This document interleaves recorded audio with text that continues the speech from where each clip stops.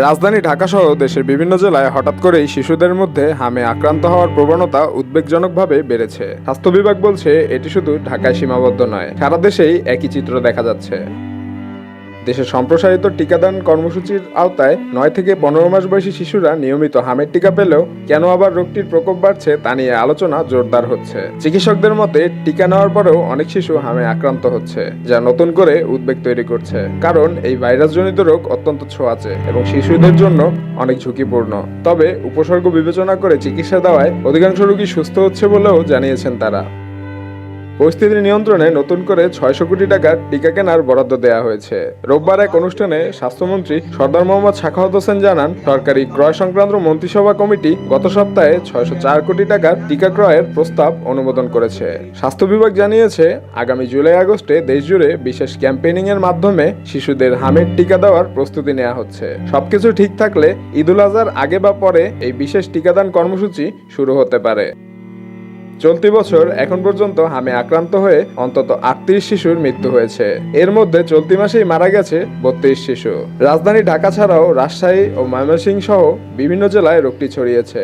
হাসপাতাল সূত্রে জানা গেছে, রাজধানীর সংক্রামক ব্যাধি হাসপাতাল মহাখালীতে সবচেয়ে বেশি 21 শিশুর মৃত্যু হয়েছে। এছাড়া বাংলাদেশ শিশু হাসপাতাল ও ইনস্টিটিউটে 6 জন, ময়মনসিংহ মেডিকেল কলেজ হাসপাতালে 5 জন, চাঁপাইনবাবগঞ্জে 4 জন এবং রাজশাহী ও পাবনায় 1 জন করে শিশুর মৃত্যু হয়েছে।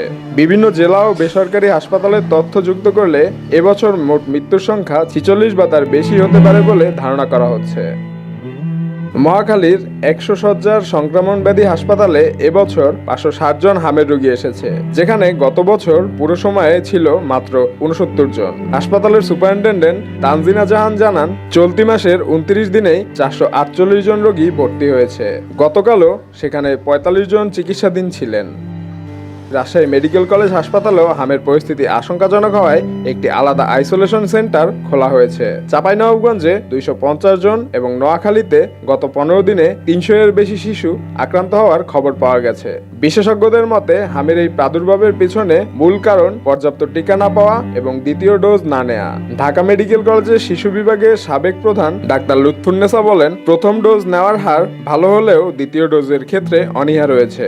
ছোট ছোট টিকা না নেওয়া গোষ্ঠী থেকেই রোগ ছড়িয়ে পড়ে।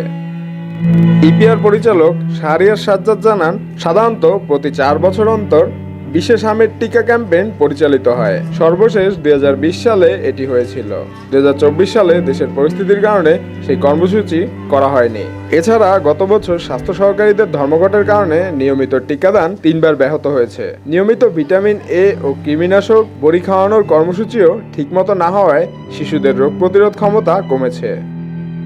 স্বাস্থ্য অধিদপ্তরের কর্মকর্তারা জানিয়েছেন, কেন্দ্রীয় পর্যায়ে হামের টিকার মজুদ প্রায় শেষ। মাঠ পর্যায়ে আছে মাত্র 1 মাসের সরবরাহ। তবে বিশেষ ক্যাম্পেইনিং এর জন্য প্রয়োজনীয় টিকা ইতিমধ্যে দেশে এসে পৌঁছেছে। স্বাস্থ্য বিভাগ ও বিশেষজ্ঞরা বলছেন, সময় মতো 2 ডোজ টিকা নিশ্চিত করা, পুষ্টি ও নিয়মিত স্বাস্থ্যসেবাই হামের এই বাড়তি প্রকোপ নিয়ন্ত্রণের মূল চাবিকাঠি।